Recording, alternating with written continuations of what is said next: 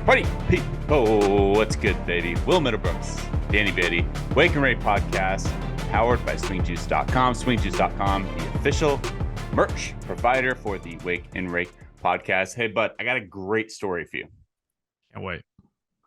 Played in a fundraiser men's league tournament this last weekend. All proceeds were going to fallen firefighters and police officers. It was going to their families. It was a great cause. It was fun. Nice to be back out on the diamond. It wasn't slow pitch. It was actual baseball. I pitched 5 innings. My arm is still hanging a few days later. 5 innings? It hurts. I'm in serious pain. I think I'm going to be going on the season-ending injured list, but that's neither here nor there. The point I wanted to make is one of the guys on our team, his name is Nelson. Nelson has been following me. He's a big Padre fan. He's been following me on social media for a couple years now. He is a big follower and big listener of the Wake and RAKE podcast. So it was a joy to be able to meet him, shake hands with him, get to know him a little bit more. We were talking baseball a lot. We were talking about you a lot. We were talking about the Wake and RAKE podcast, asking about how we got to know each other, how we got started.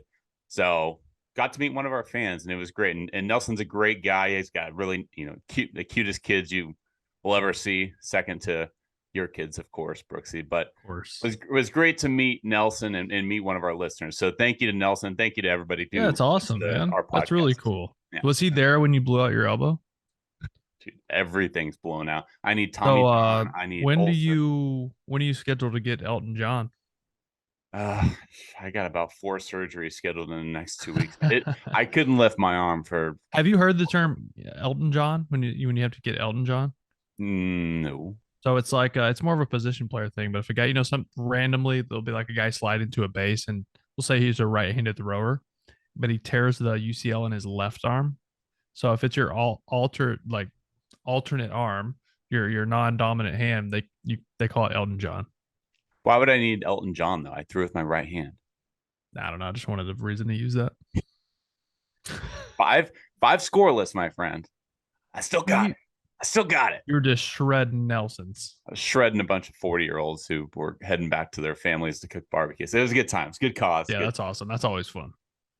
By the way, you go. Oh, you just made me think. So this weekend, coming up on Saturday, we're doing like beer Olympics with a bunch of our friends. Beer Olympics? Break that down. Yeah, it's just like stupid games at the beach and a reason for adults to get together and just drink and party on the beach. But you remember Lance Nix? Yeah, he's an outfielder, bounced around for a while. Yeah, he's one of my neighbors. He'll be there. Michael Morse. Oh yeah, he'll be there. I think those are the only 2 baseball players, but it should be a good time. It's just like, and it's like you're teamed up with your wife, so it's ridiculous competitions, like a ball throw, like who can get the furthest without dropping it, like husband and wife things. It's not all athletic either. It's like you go up and you stand up face to face with someone, and someone screams out a word like love something, and you have to immediately think of song lyrics with that word. You have to do it before the other person. And if you lose, you got to chug your drink. But just, I don't know, I'm looking forward to it. It should be fun. My birthday's on Friday, so it's kind of a little birthday celebration. 33? 34. Big Poppy year, baby. Big Poppy year. Oh boy, 34 years old. Back in my day. Hey, listen, the year Big Poppy goes into the Hall of Fame, I turned 34. It's meant to be. Back when I was a boy, we didn't have launch angles. It was contact hitters. It's a good point. High average. Like Peter Gammons. I don't know what wins above replacement are. I worry about batting average. We should do an entire episode of you speaking like that. That's fine. It will be our last one. I can guarantee you. But yeah, looking forward to that. Can we get to some headlines? Stop making fun of me. That's fine. But I have a question. Beer Olympics, is this like a fundraiser, or is this just buddies hanging out? No, it's just our friends. It's our group of friends. Just what's Mike Morse up to these days? I don't know. He owns a sick boat. I don't know. I'm gonna find out. I don't talk to him a whole lot. This is it's like friend of friends type things. We've never actually like hung out outside of knowing each other through baseball. He lives in West Palm, like probably 20 minutes away from here. So they're really close with the Knicks. So yeah, I feel like your Wi-Fi is like super jumpy. Is it? Am I delayed? No, you're good now. All right. It might just be Probably. your face. I'm not sure. Anyways, moving on. By the way, ask Mike how his head's doing because as a Giants fan, everybody says your career ended via injury. Michael Morse's career, if you remember, was the Bryce Harper brawl between him and Hunter Strickland. Mike Morse came flying in to try and get in between them, and he ended up suffering a concussion. He never really came back from yeah. that. Hunter Strickland was one of my roommates in A-ball too. Random. Is he a nice dude? I met his wife, believe it or not. Strickland? That's a weird thing to say. That's a weird thing to say. I met his wife in a public forum. It wasn't a private thing. Strickland? Yes. She met Shelly, little Shelly. Yeah. Shell Bell, so we called her. Little Southern Belle. Yeah. She's nice probably guy. Like, "Hi, Danny. So nice to meet you. Want some sweet tea?" That's basically Shelly. She's the nicest human being ever. So off the baseball field, Hunter Strickland is a teddy bear. Teddy bear. Has 3 girls. I think he has three girls. Girl dad. But he's country strong. You know, he works on the farm. He gets dirty with his hands, probably changed his own oil, you know, stuff like that. But he's just a country boy. He's rough around the edges, but he got a good heart. He's a good dude.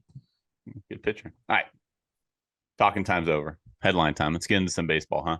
We have about less than 30 games remaining in the regular season. That means we're like 25, 26 games. It's crunch time, baby. This is go time. The playoff races are on. There's a few division. If you look in the bottom of my Mariano jersey, you see a reflection. I got game on right here.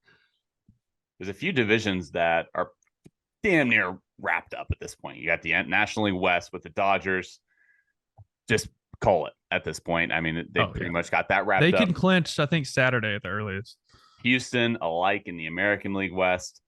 St. Louis in the National League Central, 7.5 game lead. So we're going to go division by division and also look at the wild card races. We will make our predictions for who will be in those playoff spots when the season does end up concluding. But first, we have our headlines. First, we have Kike Hernandez agreed to a 1-year, $10 million extension with Boston. Wanted to get your thoughts on that one because I know you're a big Kike. Great sign. He's worth more than that. But, you know, he had the hip flexor thing. He had the injury, missed some time, didn't play well earlier in the year because he was trying to play through the injury.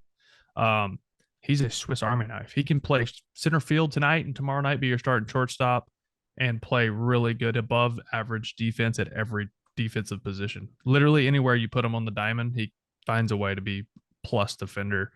He can hit leadoff. He can hit cleanup. He can hit 9-hole. He's just – and Chaim Bloom and Alex Cora love those type of guys. So he fits in perfectly there.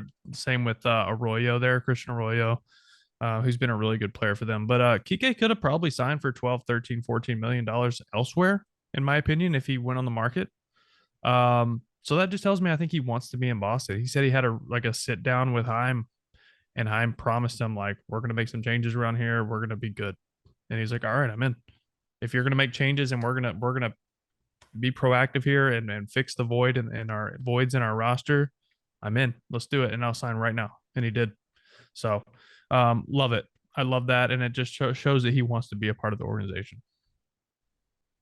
Red Sox have been very up and down this year. But like you said, that's a kind of player that you want on your team. You need the Mark Canhas of the world to create a championship basketball. Yeah, man, look, the glue guys aren't really a thing anymore. Like, those guys are really getting pushed out of the league. So to see him continue his career, and he's more than just a glue guy, though. Like, he can be an impact game changer sometimes. Like, there's months at a time where he can carry you. So he's more than just a glue guy, but he happens to be a really good player who is a good teammate, a good glue guy. And you kind of get both of those. I think you made a good point, too. Like, his injury for guys of his type really hurt a team that is already going through injuries because you said you can play center field, right field, left field, any of the infield spots, essentially. And so when you're a team that's already getting derailed by injuries, you need guys like Kike to stay healthy to help fill those voids because he's so versatile. He can play wherever he can on the diamond. Unfortunately, he's been limited to 68 games this season. So when guys like Kike go down and your starter, now you're left with your farm. Now you're left with pulling guys up from AAA. And that's where things get sour real quick. So, let's hope that he's healthy next year and beyond, because he's a really good player and a really nice. Yeah, he's fun to watch. Good dude. Piece of the formula. What did you think of Zach Plesac? So the Cleveland Guardians, first place in the American League Central. Zach Plesac has been an integral part of that starting rotation, a very stout starting rotation for Cleveland. Cleveland is a pitching factory and has been for years. Plesac fractured his hand after punching the ground out of frustration in the middle of his start. We've seen injuries like that in the past, guys like Bryce Harper punching Devin balls. Williams. This actually happened in the game. He gave up a hit, punched the mound, and he ended up fracturing his hand. His return is unlikely at this point. So that's a big loss for Cleveland, a team that has been stumbling of late as well. The White Sox are starting to creep up. The Twins are still there. Doesn't seem like anybody really wants to run away with the American League Central at this point, but that's a big loss for the Guardians in that rotation. It is. And, guys react like this all the time. We're just talking about this because he actually got hurt. Guys slap the ground, hit the ground, snap bats over their knees, throw stuff, punch stuff in the dugout every single day. But we don't hear about it until a guy snaps a finger or a hand or a wrist, or you know what I mean? So it wasn't an abnormal action. It just the result was abnormal and unfortunate for a team that needs him. I mean, that's tough because they need him. And something they do well is pitch, right? They pitch well. So luckily they have some other guys I think can step up and they can still get the job done. You got a rotation of Shane Bieber, Tristan McKenzie, Cal Quantrill. Quantrill's been really good. Quantrill, whatever his name is. Yeah, he's been great ever since they acquired him from San Diego. Very sneaky starter. Did you guys in Boston, the reason I bring this up, did you guys have any type of punching bag or frustration? No, I was there. Stress ball in the clubhouse or anything like that? No. They just told you not to be an idiot. Well, that doesn't always work. Milwaukee, you go inside their home dugout. There's a bathroom as soon as you turn that corner. And maybe it was there when you were in Milwaukee. I don't know. There's a bathroom as soon as you turn that corner. Inside that bathroom is a punching bag hanging from the ceiling. Yeah, it wasn't there when I was there. I could have used it. That's really smart. That's super simple way of maybe avoiding an injury. And we talked about it a few weeks ago. I think we brought this up, but Devin Williams probably sparked that in an inning. Of course he did. And he punched the walls. Yeah. You need something. Do you remember doing anything stupid like that? Just punching something, breaking bats, pulling a Chris Sale in the clubhouse? Nothing?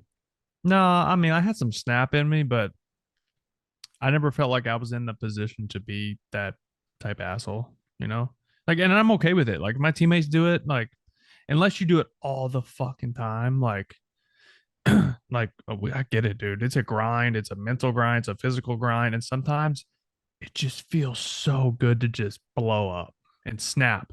And you do it and you're done with it. And you're like, man, I feel like a new fucking man. Like, I feel so much better. Like, let's go. It's like, you just need it every once in a while. You just have to be smart about it and make sure no one's around you. Make sure you're not shattering, get like wood shards in people's face around you, or like crush a phone like Big Poppy did in Baltimore and got Pedroia hunkered over in the fetal position on the bench. Were you on that team? Yeah, I was there. You were in the dugout when that happened? I was on deck. Crazy, dude. You know what scares the hell out of me? People go to the gym and just rail on punching bags and just get their anger out. And it's great cardio. Don't get me wrong. They're working. Yeah, but I see those people and I'm like, they're serial killers. That scares the hell out of me. Like, we have guys that just need to. You ever seen? They actually have like escape room type things, but they're not escape rooms. They're you break things. They're destruction rooms. I want to do it so bad, like TVs and like. I love going. So there's a driving range around here that has just like old cars and stuff, and you can just like pelt them. Oh, that's like, cool. I love that.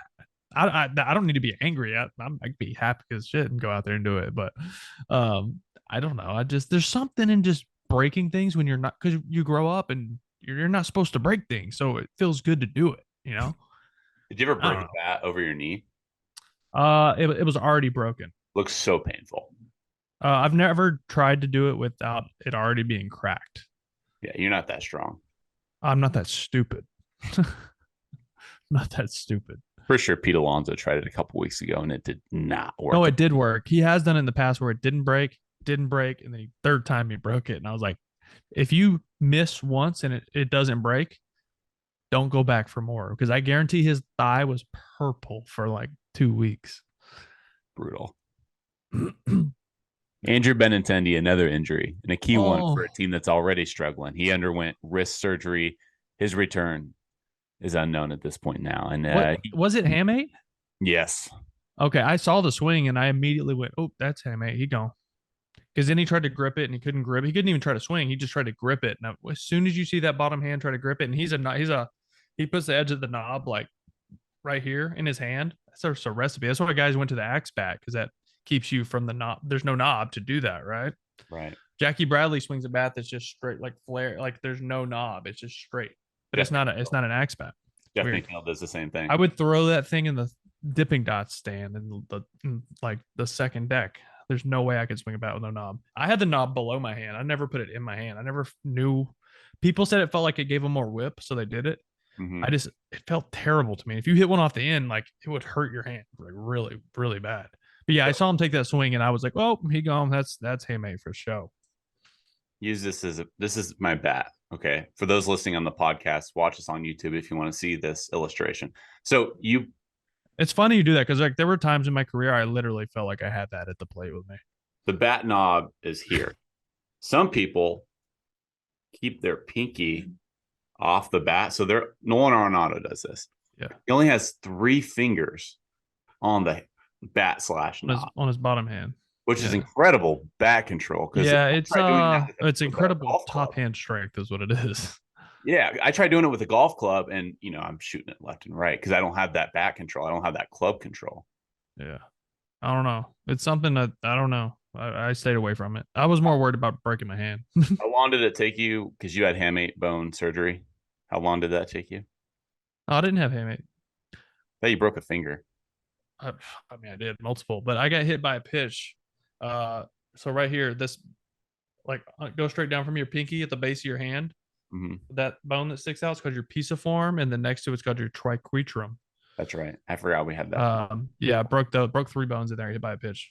And how long did it take you to recover? 8 weeks, 2 months, basically.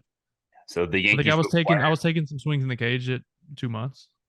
It was the end of the season by then. It happened in August, so. Yeah. Well, Yankees are struggling, and this isn't going to help things. Little historical pace update. Aaron Judge is. Hold on, before you get positive on the Yankees, I just want to. I saw a stat that I thought was crazy. I just want to throw this in there, and I'm not bashing the Yankees. This is just like historical how shitty they've been. Since August 1st, this is off the top of my head. Since August 1st, their team slugging is ranked 27th in baseball, which is not good because it's what they do. The Bronx Bombers, they win because they bash your brains in and hit homers. When they're not hitting homers, they're losing, right? 353 slugging. Let's put that in a little bit of perspective. Kyle Higashioka, their backup catcher, is slugging 350 on the year. What would that look like without Aaron Judge carrying them? Jeez. Their team slugging would be like something with a 2. Judge's slugging over the last 2 months is like 1,200, or not slugging. Sorry, his slugging's probably, I don't know what his slugging is. High. Judge? Yeah. On the season, it's 682. Yeah, I was gonna say 6 something. So, yeah, they would have a slugging right around 300 probably without him doing what he's doing. Yeah, it's not good. It's insane. Anyways, go on. I just thought that was wild just to see how bad they've been. Yeah, they've won 2 in a row, I think. At the All-Star break, they had the best offense in the league. Right now, their slugging percentage as a team is .422 on the season. That's still second in the American League, but that's because they had such a good start to the that's season. What I was saying. Since August 1st, it's like 350. I think everybody expected it's probably higher now because they hit a couple homers yesterday. Most people expected the Yankees to come back to reality a little bit, but I don't think anybody. I like this decline. This is a complete falling off of. No, we went from saying they're going to win 120 games with the best regular season team of all time to this is going to be the biggest collapse of all time.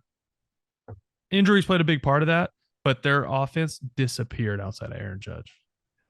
Aaron Judge is at 54 home runs. I hope he hits 70, dude. I love, seriously. I want him to do it. Like, okay, I got a question for you. If he hits 62, if he hits 62, is he like the real home run king? Because how do you feel about that? Because we know the other guys juiced, and I know the era, they're a product of their era. I understand McGuire and Bonds, and they weren't breaking rules at that point. There were no tests and this and that, so we can't fault them for what they did. But we know what we know. You look at their bodies; that's not natural, right? So that's all on assumption, obviously, but we know. Do you feel like Aaron Judge is like the real home run king? The short answer to that is yes and no. The long answer for me would be I'm a big believer in asterisks. Big believer in it. Because I still think that name should be mentioned. It's the same thing with the 2020 Los Angeles Dodgers. Yeah. We still... Except the 2020 Los Angeles Dodgers didn't cheat. Correct. But we still recognize... It's more like saying the 2017 Astros. We still recognize whatever accomplishment it is. The asterisks, while not equal to other asterisks, it represents something different from anything else. The standard. It's something different from the standard. That is what totally. And like that's what I said was they're a product of their era, and they're competing against God knows who has whatever running through their veins as well. It doesn't necessarily have a negative connotation either. A lot of people compare the Astros asterisks to the Dodgers asterisk 2020, 2017. And everyone's like, well, you can't put an asterisk next to the Dodgers. Because asterisk normally means it's like, it makes you think it's not legit, right? But by I'm saying how it's viewed.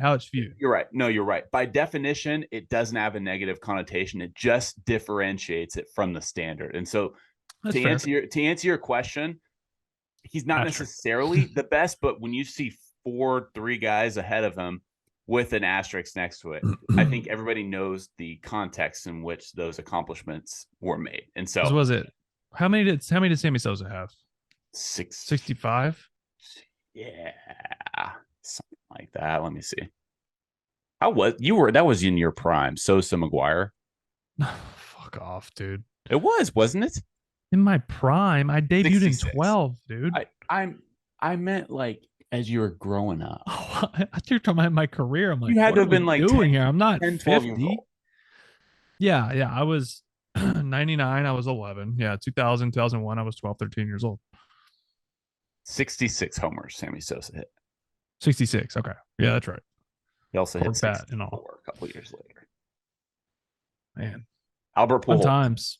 Pujols. He's 5 away from 700. He gets it. He's getting it. Here's the thing with St. Louis. Exactly 700. Game 162. I don't care if they are throwing all righties and they're trying to intentionally walk them. He's going to run into one somehow and get it. I don't want him to come back. I want him to hit exactly 700 and walk off the field, be carried off the field by his teammates, go into the playoffs, probably losing the first round.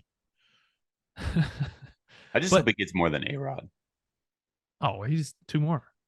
Yeah, he's 2 more. I bet he goes deep tonight. Here's where he really has not the odds in his favor, but this is working in his favor. Is St. Louis is 7.5 games up on Milwaukee. Right. They can play him against righties. They are not going to get the 1 or 2 seed. It's not going to happen. You could make the case they could try to catch the New York Mets, who have 6 more wins than them as of right now when we're recording this episode. He's not in the game right now. So you know. But once they lock up the division in the National League Central, all likelihood is they're not going to catch the Mets or the Dodgers for those first 2 seeds, which the first 2 seeds in the playoffs get a bye. They're not going to catch those 1-2 seeds. No, they're not catching. And once they have the division locked up, that means they're not really playing for anything at this point. They're going to get that 3 seed as a division winner. Right, like Arenado and Goldsmith are going to get, unless Goldsmith's going for a triple crown, which he freaking might get it. Like let him roll, because I feel like a triple crown is, that's one of the most rare things in our sport, right? So you let him go for that. Pujols should be getting 4 to 5 at bats every single game once they lock up that division. Paulo Espino is pitching for the Nats right now, and Pujols is on the bench. They're still playing for something right now. That's what I'm saying. Once they lock up that division, though, put him in there. I don't care. He might help you. Not against righties. He's hitting like 190 against righties. I don't care. I do. It's God's work. I care. That's a great transition. Let's look at the National League wild card. I want to make our predictions for who's going to submit their card into the postseason. Once you want to look at the wild card first? Season ends. I want to look at the wild card first. But what do you want to start? You know what? This is your show, bud. Where do you want to start? We could start wild card. I like the wild cards. I love it. National League wild card. So my first thing with the wild card is it's going to bring up the NL East.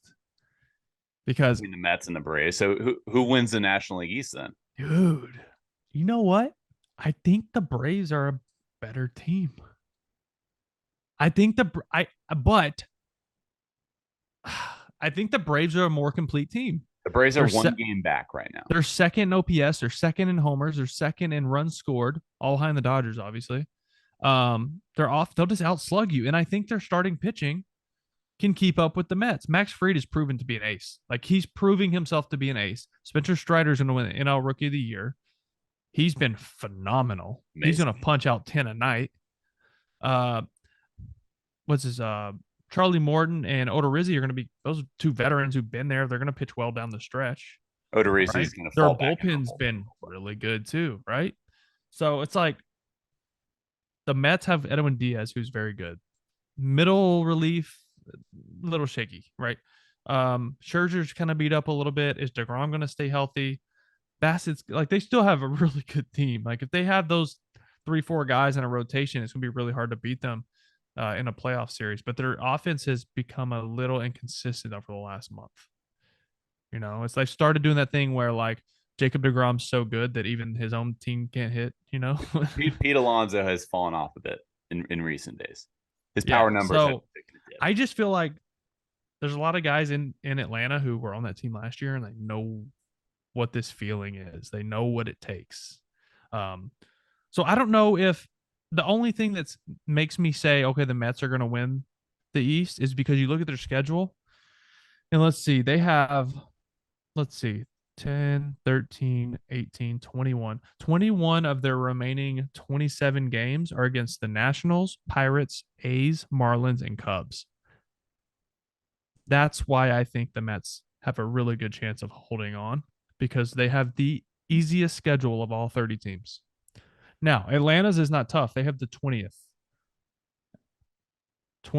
toughest schedule. They have Washington, A's, Marlins, and San Francisco for 8, 11, 14 of their, I don't know, like half of their games. They have 7 games against Philadelphia too, which could be crucial. It's a good point, because Philly's, I mean, they're playing for a wild card. Man. So you're picking Atlanta to win a national. I think the wild card stays exactly how it is in the National right now. I think it is. I think the Mets end up winning the division by a game. I'll go a game. You just said the Braves are going to win. You know, I did not. I said I think the Braves are a better team. Let me finish my sentence. The Braves are a better team. The Mets have a much easier schedule. Yeah, he's backpedaling, folks. He's backpedaling. No, I'm not. Let me finish. I think the Braves go further in the playoffs. There it is. That way you can appeal to both fan bases once one of those is wrong.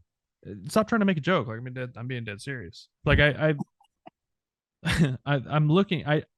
It's a coin flip for the division. It really is. The Braves are the better team. The Mets have the easiest schedule. You know what this is right now? These nuts in your fucking face. Michael Phelps doing laps in your head. That's me. Rattle. You just witnessed me just like thinking about a lot of things at once. That's called ADHD. Yeah, you shouldn't do that. No, it's not good. So I will recap that. I forgot we were recording for a second. I was just blabbering. I think the Braves have a better team, but I think the Mets' schedule is easy enough for them to hold on to the division. But the Braves are a better team. The Mets have starters that go deeper in general. But when you look at the overall results, the Braves actually have a better team ERA than the New York Mets this season. The Mets, 3.53 ERA. The Braves, 3.44 ERA. Hitting wise, again, very comparable, but you gotta like the offense of the Braves just it's a little bit more, right? The Braves have a 763 team OPS, the Mets 732 OPS.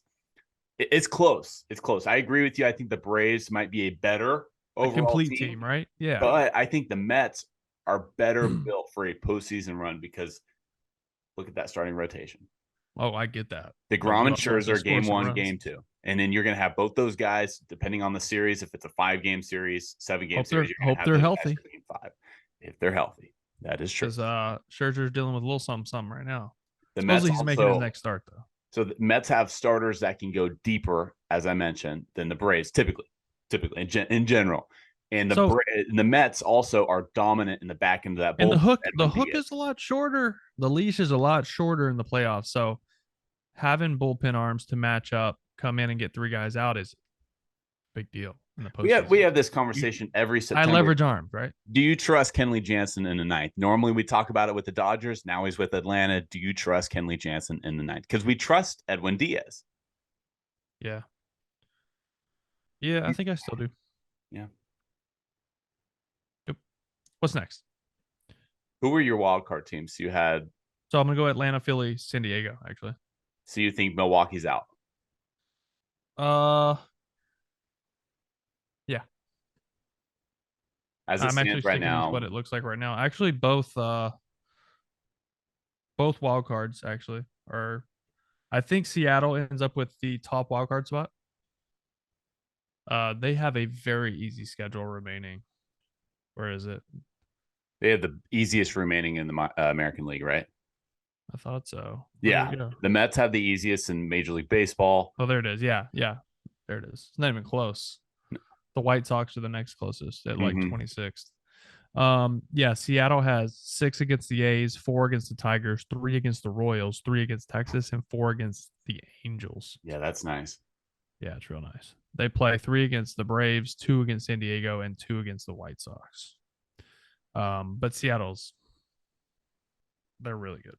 I think it's Seattle, Toronto, Tampa Bay. Who's the number 1 wild card there? You think Seattle takes that number 1 wild card spot? Seattle, the Rays have been rolling. Yeah, no, I think the Rays are 17-5 over their last 22. Toronto's won 5 in a row too. I like Seattle, Toronto, and then Tampa. Honestly, I think Tampa. I think it's really close between those. Like I'm talking like half a game or a game dividing all 3 of those. Toronto's the most confusing team of anybody. So confusing because they have maybe one of the highest ceilings, but they also have potentially one of the lowest floors too. Right. Just because of their lack of experience in young players. And their pitching too. You love Manoah. Kevin Gausman's solid. Manoah has stunk in the second half. Barrios is a flip of a coin. He might go out and punch out 15, or he's going to give up 15. It's like, what are you going to get? So that's scary in the postseason because there's no room for error. What about the American League Central? Because no team in the American League Central is going to get a wild card spot. Yeah. All likelihood. So who wins that division? You've liked Cleveland for the most part. It's a 3-horse race. Obviously, I'm giving my edge to Cleveland. Hear me out. Exactly half of their remaining games are the Royals, Angels, and Rangers. So that's very helpful. I don't know. I just like this. They're like the old school scrappy, scratch and claw their way to wins, right? Like they're not supposed to win today, yet they find a way to win 3-2 in 11 innings. And it's just a Tito Francona thing. They lack star power outside of Jose Ramirez, which I kind of like because it's just a bunch of guys that are they're just like grinders, right? And in a league full of players that strike out a ton, on the season they have an 18% strikeout rate. And right now, if you take their current roster, they have a 16% strikeout rate. League average is just north of 22, I believe. So that's 16% is really good. So something else they do really well is pitch. So their starters are 8th in baseball in innings pitched. So that tells me they go deep into games. They go deep into games. That means your bullpen's fresh and are dominant in late innings. So you dig a little further. They have in the 8th and 9th inning, they have a 2.86 ERA in the 8th and 9th inning this year. That's second in baseball. Who do you think that's behind? Seattle. 8th and 9th inning, 2.86 ERA. Who do you think that's? Baltimore. Oh, okay. Yeah, interesting, right? I knew you would like that. So I just think if they're able to pitch late in games and they're able to just be scrappy, put the ball in play, not strike out, I just think with that 50% of their games against dog shit teams, I think that gives them a really good chance to win the division. I keep wanting to say Chicago, but I've been doing this all year, and here they are, and they're still. Lance Lynn's turned it on, dude. Since Tony La Russa left, and I'm not blaming this on Tony La Russa. This is an objective fact. They are 4-1 since Tony La Russa went on medical leave. 4-1. So yeah, it's a small clip, but yeah. 5-1, excuse me. 5-1 coming into Tuesday. 5-1 since La Russa left. So I'm not saying that the team looked at Tony La Russa and saw that he was having medical issues and it inspired the team, and all of a sudden here come the White Sox. I'm not trying to say that. All I'm saying White Sox got the Mariners tonight, by the way. Big series. It's Cueto against Gilbert tonight. So your American League wild card is the Mariners, Tampa Bay, and Toronto, which leaves Baltimore, Minnesota, and the White Sox on the outside looking. Man, like I really like Baltimore. I just don't think they're missing like that, like two pieces, right? Like it's the season's a success. Brandon Hyde's got to be the manager of the year. Like even if he misses the playoffs, yeah. Like they lost 110 games last year. Yeah. And they're 7 games over 500 right now. Aaron Boone's not getting it, huh? Probably not. Probably not. Had to toss that in there. Seattle and Tampa Bay, I think, are sneaky good. Tampa Bay is an interesting team. Last year, they led Major League Baseball in strikeouts, but they also hit a ton of power. Right. So they led Major League Baseball. This is back in 2020. Tampa's interesting, too, because they have a bunch of nobodies. So 2021, this is home run leaders as a team. Tampa Bay was 8th with 220 team home runs. This year, in 2022, they are 22nd in baseball in team homers. They're striking out at a decently high clip, just as they did last year, but not as high. So it's interesting. We've seen this transition, as you have predicted, many have predicted, that all this power and high strikeout percentage, all of a sudden, the Rays, who are constantly ahead of the curve, seem to be transitioning into a more higher contact. And part of that has to do with injuries. They just flat don't have as much talent. You gotta look at their roster makeup right now. A bunch of AAA guys but that makes it even more impressive that they're going to be in the playoffs, because that's just a testament to their scouting and player development, man. Like they are bringing up guys that shouldn't be in the big leagues or should be backups. They're having to play every day because you got guys like Kiermaier out, Wander Franco out, and you're having to plug guys in, and they're getting it done because they're ready. They're ready, and that's just a testament to how good their scouting and player development is. 222 home runs last year for the Rays, 122 home runs this year for the Tampa Bay Rays. A 100 exactly difference. Now, there's still some games to be played, obviously, but that's a big. They're not going to hit 100 yet. Yeah. Wow.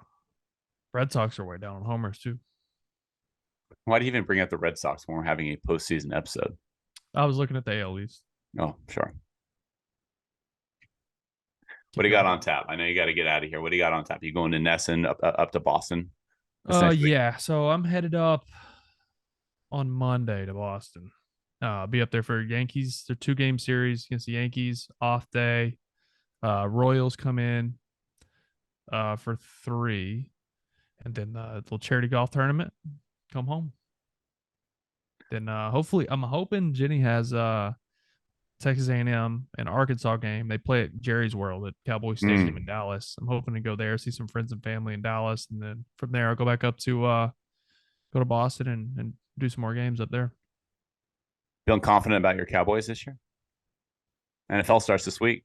Yeah. Oh, you know what? This is the first time since, I don't know, 2010. I don't have a fantasy team. What? I'm so busy, balls deep in baseball right now, and I'm gonna be until November. It's like I'm not gonna pay like $500 to get in this league and not pay attention to it, because I would be, when I get into it, and I'm normally in like 2 leagues. I knocked it down to 2 leagues the past couple of years. I had kids and stuff now, and I go all in when I do it, and I don't have time, so kind of sucks growing up. I'm in 5. right now, and I'm Dude, already you have sweating right now. problem. And each, If you need to talk, you can call me after this. yeah, you might have to bust me out of jail, and I can't pay my betters. Who's your number one pick in your leagues? I've had 4 drafts so far, and I have 1 more coming up. Let's see. I believe I took Devontae Adams in a couple. I can't even keep up. I'm already struggling. We're not even into week 1. I don't even remember who I drafted. Cowboys got the Bucks week 1. So last year they were in Tampa and we went up there. It was on my birthday, first game of the year last Thursday, or it was on a Thursday last year. Went to Tampa, great game, and it came down like a last second field goal. Brady went down, drove down, they hit a field goal and beat the Cowboys, but it was a great game. So it's against Tampa in Dallas this year. So we'll see. They'll be okay. I think they'll go like 10-7. Don't tell my wife about my fantasy leagues. She doesn't know. I won't tell her. We're safe. And she won't listen to our pod. I was like, Jenny, listen to the pod. She's like, yeah, I'll listen to it. She's listened to maybe the first one we ever did, and that's about it. Yeah, same. But you know what? We have a devoted fan base. We don't need them. We don't need them. And devoted. For those devoted fans, we got new merch up on swingjuice.com. Make sure you go buy some shirts. There's great stuff going on there. Postseason race is heating up, folks. We'll be with you along the way. Until next time, peace.